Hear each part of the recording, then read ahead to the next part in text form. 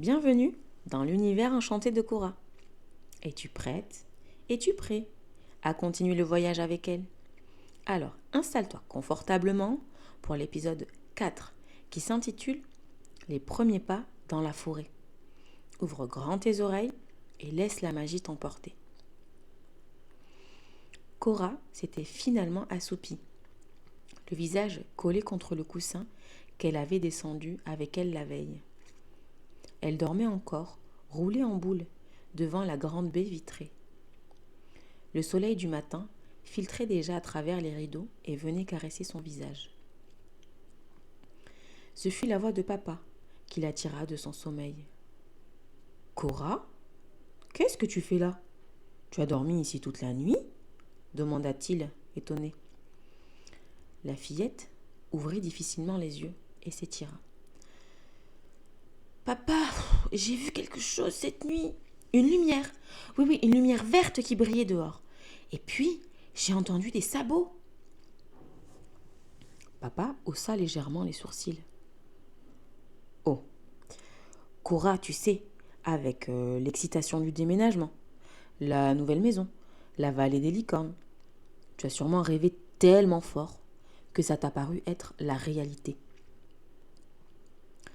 Cora secoua la tête avec conviction. « Non, papa, je te promets que c'était vrai, » dit-elle, tout à fait réveillée. Il posa sa main sur son épaule et lui dit « Tu sais, parfois, notre imagination nous joue des tours, surtout quand on est fatigué. » Voyant la mine déconfite de sa fille, il ajouta avec un sourire « Allez, tu veux m'aider à préparer le petit déjeuner ?»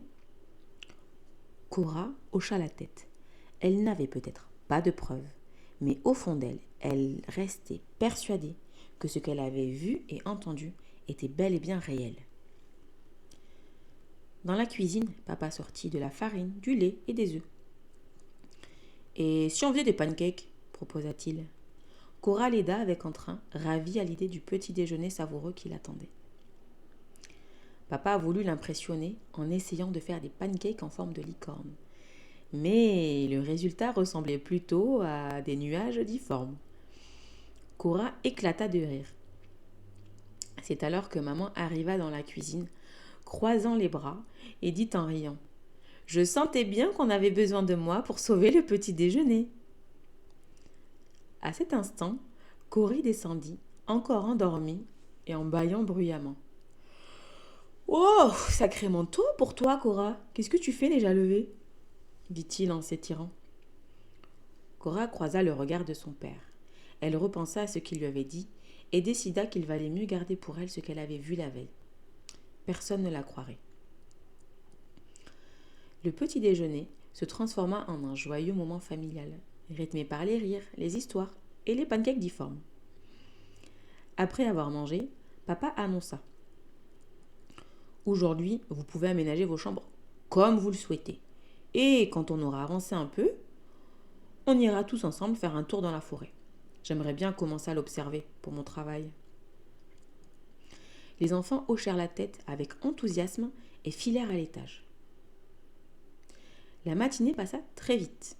Cory rangeait déjà ses affaires, tandis que Cora s'appliquait à organiser sa chambre. En déplaçant ses vêtements, elle retomba sur le petit carnet noir découvert la veille sur le parquet. Elle le serra dans ses mains et resta quelques instants devant la fenêtre, perdue dans ses pensées. C'est la voix de maman qui l'attira de sa rêverie. « À table !» Cora glissa le carnet dans sa poche, comme si une petite voix intérieure lui disait qu'elle devait absolument l'emporter. À table, elle mangea à toute vitesse, si vite que tout le monde éclata de rire, pensant qu'elle avait grand appétit. Puis, les yeux brillants, elle lança « Papa, maman, est-ce que je peux aller dans la forêt, s'il vous plaît ?» Ses parents échangèrent un regard inquiet. « On avait dit qu'on irait ensemble. On n'a pas encore fini de défaire toutes les affaires, » répondit maman. Cora la supplia du regard. Maman finit par souffler. « Bon, d'accord, mais pas toute seule, Cora, hein ?» Papa ajouta aussitôt. « Cory, tu veux bien accompagner ta sœur Comme ça, vous veillerez l'un sur l'autre. Cora trépigna de joie, tandis que Cory soupira. Mais au fond, il était lui aussi intrigué par cette mystérieuse forêt. Cora et Cory marchaient côte à côte, leurs pas résonnant doucement sur le tapis de feuilles sèches.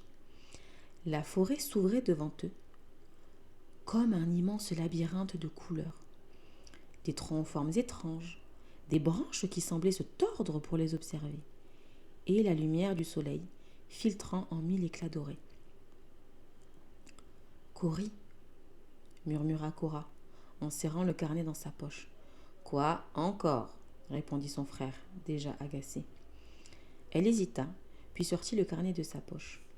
« J'ai trouvé ça dans ma chambre hier, sous le parquet. » Cory s'arrêta et regarda le carnet avec curiosité. « Ah ouais ? Ça doit sûrement appartenir aux anciens habitants de la maison Champignon. Tu crois qu'il y a des gens qui vivaient là avant nous ?» Cora haussa les épaules. « Peut-être. Mais qui ? Et pourquoi ils auraient caché un carnet ?» Ils reprirent leur marche, chacun perdu dans ses pensées. Soudain, Cora s'accroupit. « Regarde !» dit-elle en montrant le sol. Sous les feuilles, de drôles d'empreintes se dessinaient. Chaque trace portait comme un petit symbole gravé dans la terre, une forme étrange que ni Cory ni Cora ne reconnaissaient. Cory s'accroupit aussitôt, sortit sa loupe d'explorateur, qu'il ne quittait jamais. Il observa attentivement les marques. « C'est pas un cheval, ni un cerf » souffla-t-il en fronçant les sourcils. Puis il ajouta un peu troublé. « Je n'ai jamais vu ça de ma vie, ni en vrai, ni même dans les livres. » Cora, elle, sentait son cœur battre plus vite. Et si c'était... Elle suivit la piste avec excitation, quand soudain, elle sentit quelque chose d'étrange dans ses mains. Le carnet qu'elle tenait s'illumina doucement d'une lueur verte, une lumière douce couleur pistache. « Cory, vite, vite, viens voir !» s'écria-t-elle. Son frère accourut, mais à l'instant où il posa les yeux sur le carnet, la lumière disparut, comme si elle n'avait jamais existé. « Mais je te jure, bafouilla Cora, il brillait, il était ouvert. » Cory haussa un sourcil. « Tu rêves encore, Cora.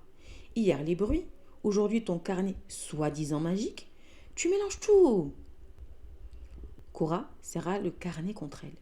Elle n'était plus sûre de rien. Mais au fond, elle savait que quelque chose de spécial se passait. Cory reprit.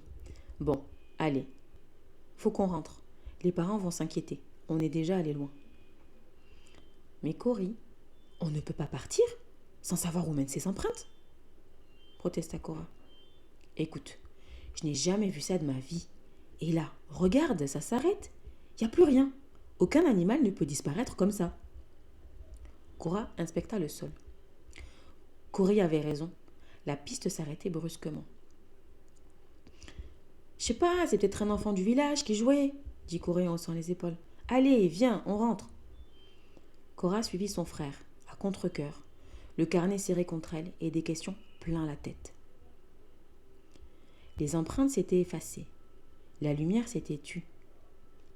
Mais au cœur de la forêt, quelque chose, ou quelqu'un, venait tout juste de s'éveiller. Et si la forêt venait tout juste de révéler son premier secret? Merci d'avoir écouté cette nouvelle aventure de Cora. N'hésite pas à t'abonner pour la suite de l'histoire.